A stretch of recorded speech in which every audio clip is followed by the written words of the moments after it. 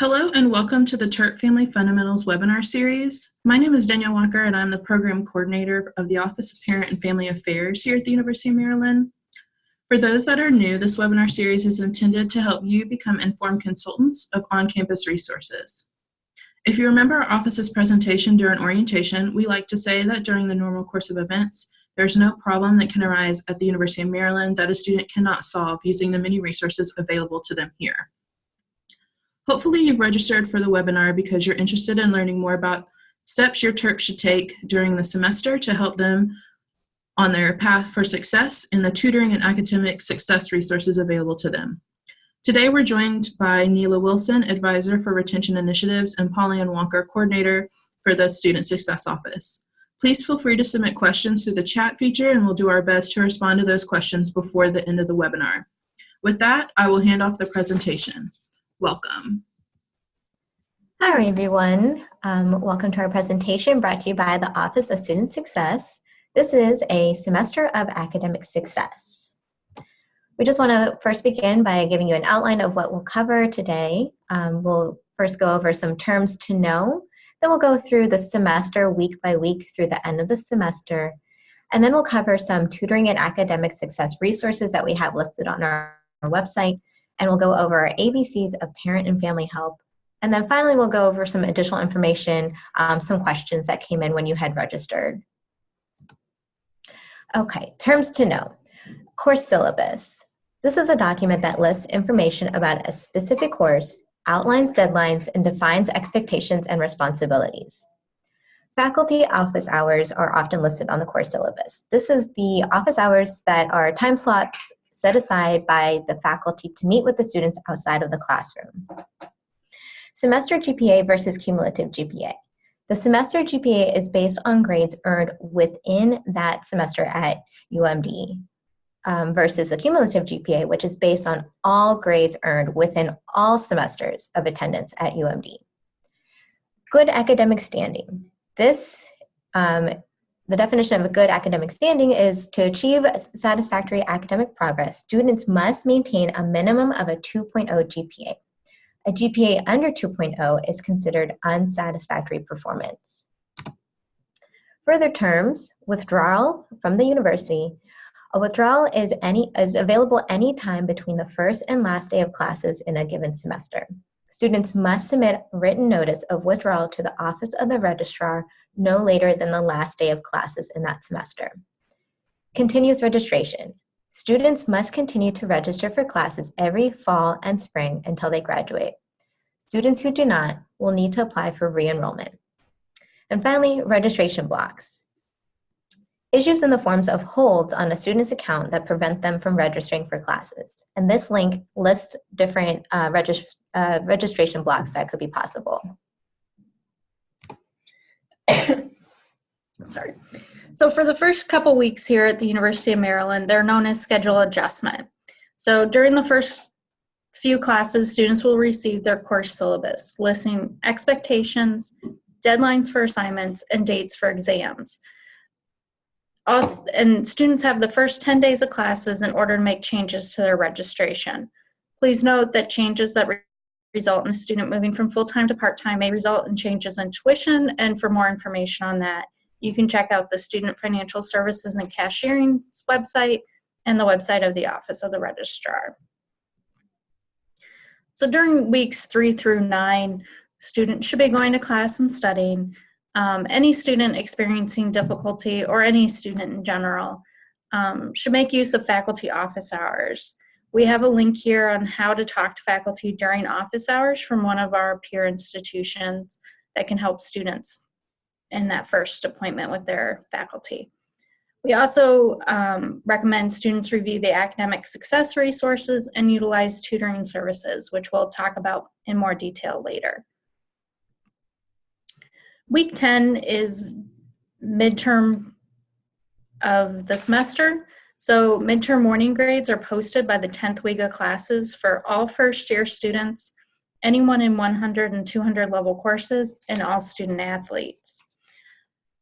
Most students will receive a notification from their college if any of those midterm grades are a D, F, or U grade.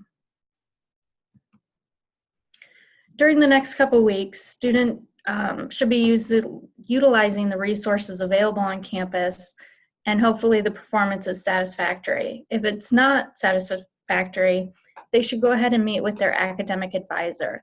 This will allow them to discuss situations that may be affecting their grades. It could be time management or study habits, health, stress, and other concerns might be a poor major fit. With their advisor, they can discuss their options. One option may be dropping a course with a withdrawal. There is a deadline for that. Might be changing their major, reducing course load from full-time to part-time, or taking time off to address health issues, to work, save money, or take classes elsewhere. The final 3 weeks of the semester, students should be studying for finals, registering for next semester. Each student is given a registration date and time based on their credits. Students should remove any registration block prior to this date and time. And again, students should make use of faculty office hours, review academic success resources, and utilize tutoring services.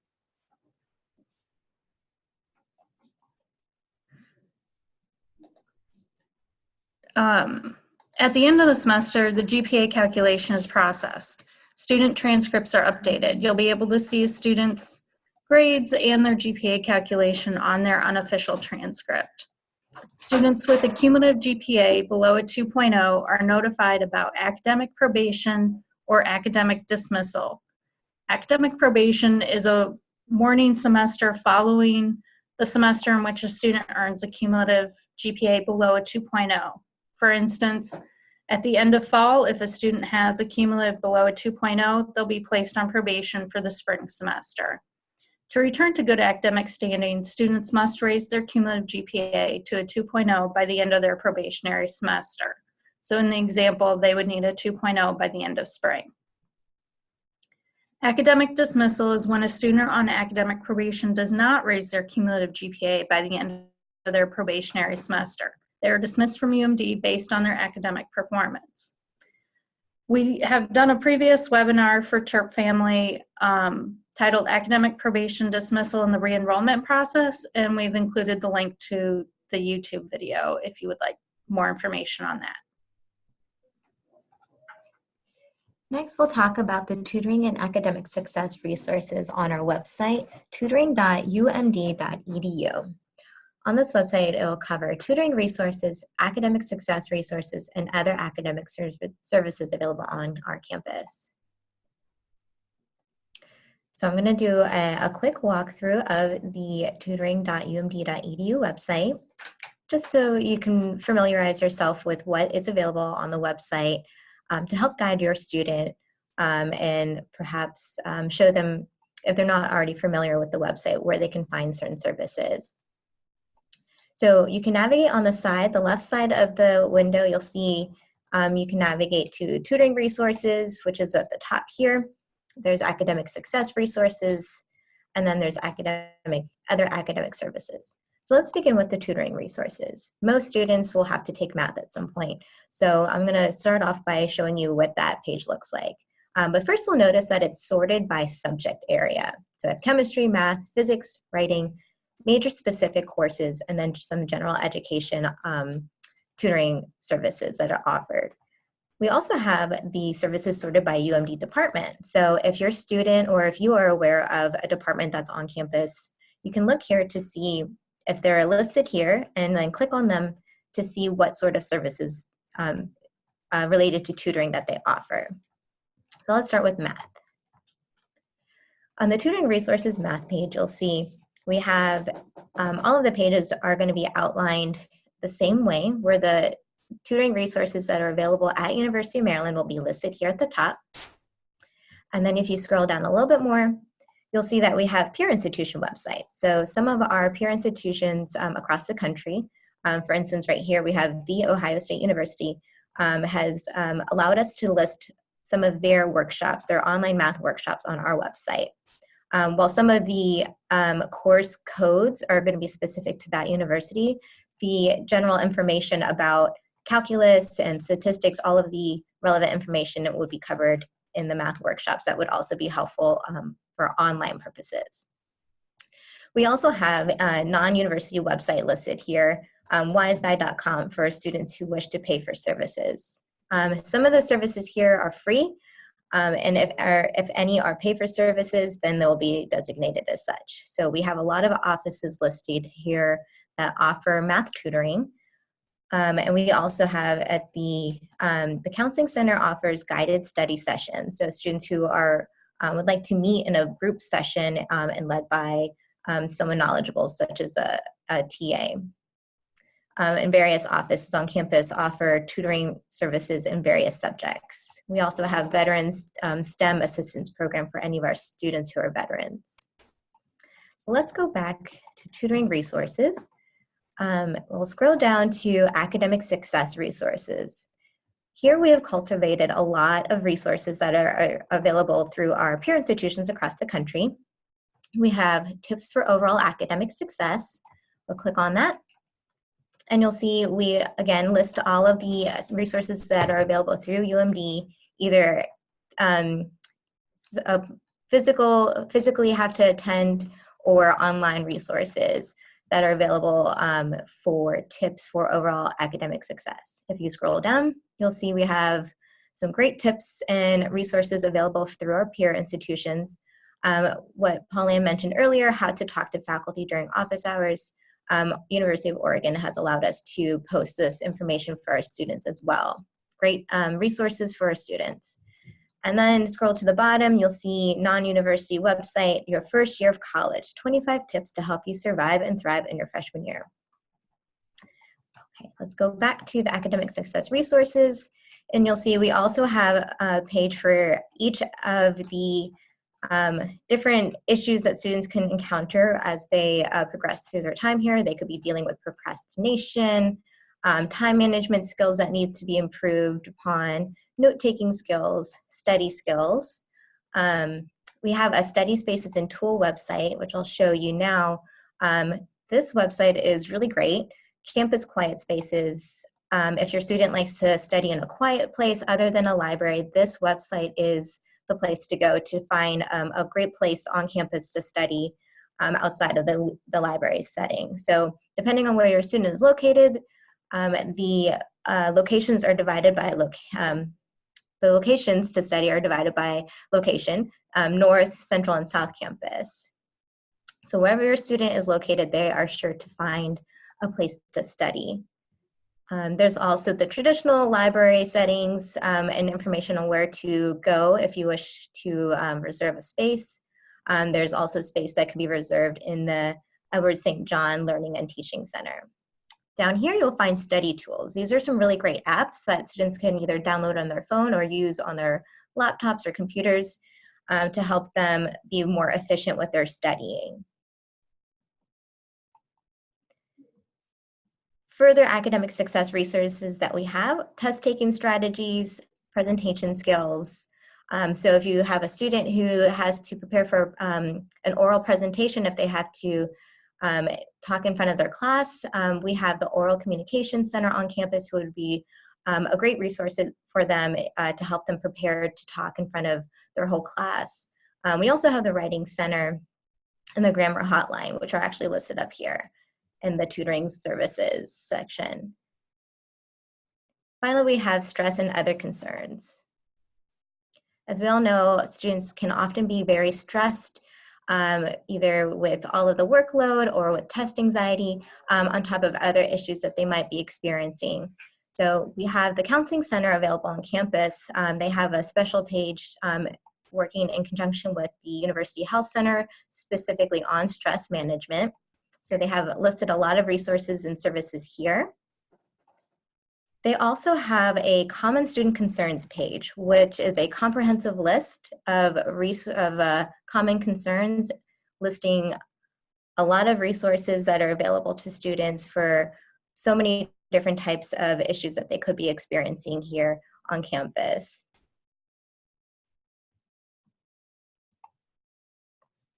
Finally, we have, for any students who might be experiencing food insecurity, we have the UMD Campus Food Pantry to make sure that none of our students are going hungry while they're trying to get their education.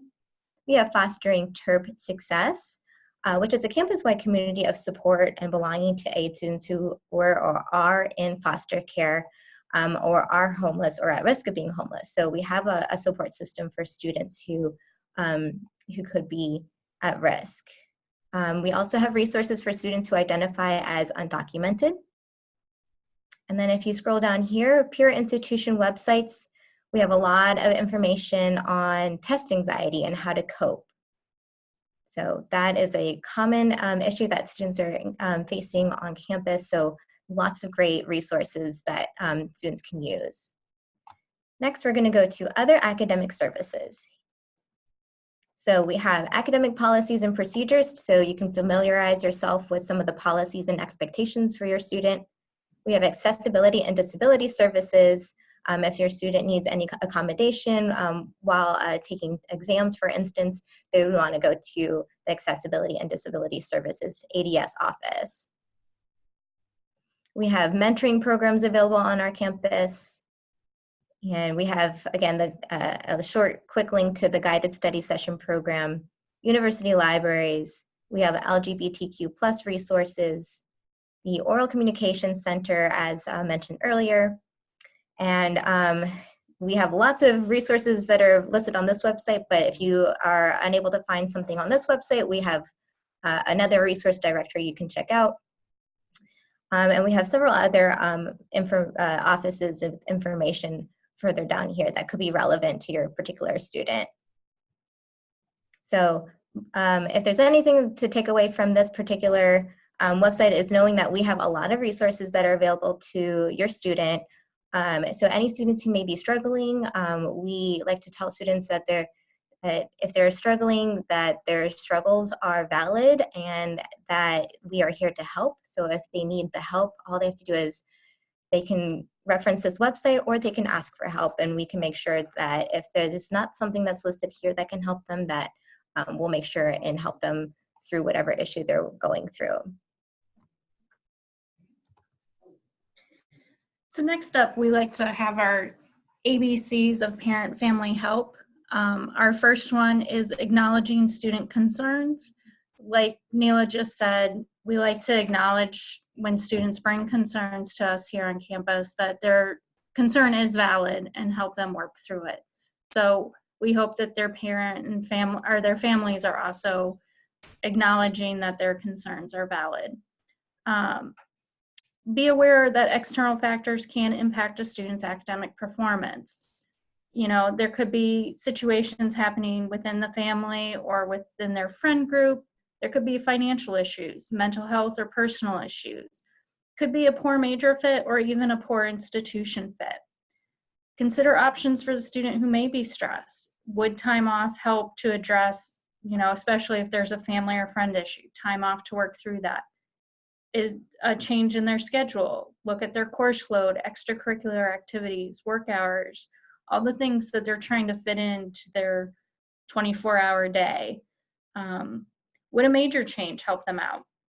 Is it not the right major for them? Would they do better in a major more aligned with their passions? Would a university change be, as much as University of Maryland would like to retain all our students and hope they have a great time here, for some students, this is not the right university for them. They will succeed better in a smaller institution. One thing we like to remind both students and families is that a delayed graduation is better than no graduation. It's better to take some time off now than spend a lot of time and not make any progress. And I think the big thing that we would recommend, especially with the theme of this presentation, is to encourage your student to ask for help when needed. It is a large institution. Unfortunately, advisors can't, you know, check in with the student every day. So it is on the student to reach out to them, but advisors are there, they want to help, and they will help direct your student to whatever resources the student needs. So we just have some additional information, some things that we saw pop up in the questions that were asked at the time of registration. One of those was major change process, and that kind of goes along with one of the things we were just talking about. Here on campus, it does differ for each college, and we do recommend reviewing the department website for more information on how to start the process. But for most, it is a two-part process, meeting with the department and then with the college. Some information on semester withdrawal or retroactive withdrawal if a student wants to withdraw from an entire semester. That is through the Office of the Registrar. There is a form they need to complete, and this link will take you to more information about the withdrawal process. There's also a lot of questions about internships, post-graduation plans, whether it be jobs or grad school. The Career Center is a great place to do that. So we've included the link to the University Career Center in the President's Promise. And just as a final wrap up, we listed all the websites for the offices that we talked about throughout the presentation, and gave you the links to the resources we talked about throughout the presentation.